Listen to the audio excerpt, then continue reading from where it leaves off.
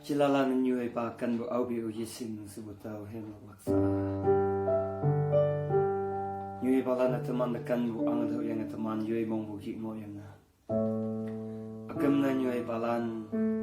yenang bu hipok mai nyuai tai tau yang sap yung bu tau hem lok lak chin tau chin na.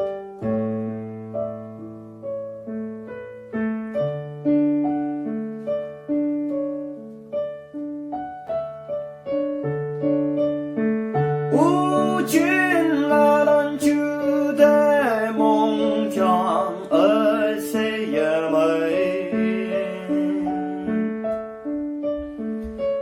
Teman yang cinta như hai balan ahang sene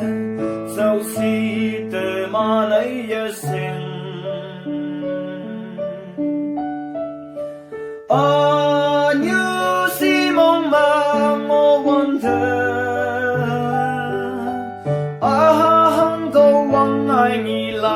sẽ như ba lan mong sang ha yên vắng ai nghe hong lệ mong mây năm hay nọ luôn mây nè men nè thơm trong ha bụi như ai bao can bự yeshing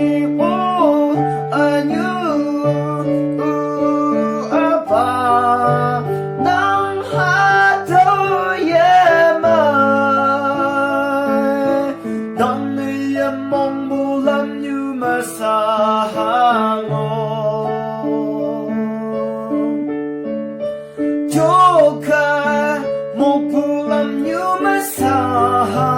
thầu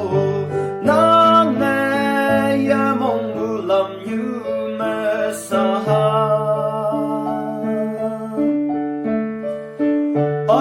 yên nghi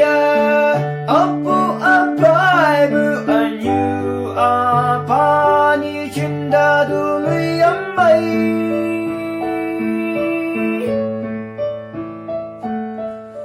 như apa men vinh thoáng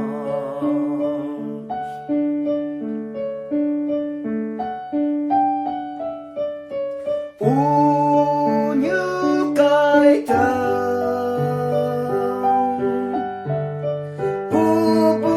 như ai ba như ngầu ye trời ai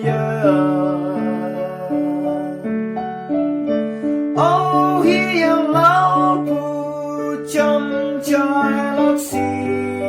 when I say cả đông như mà đâu anh mong bu khi ngõ ở mà lạc dòng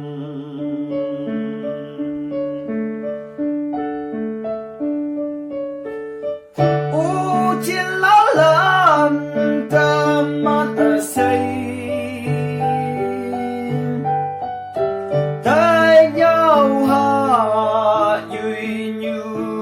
江湖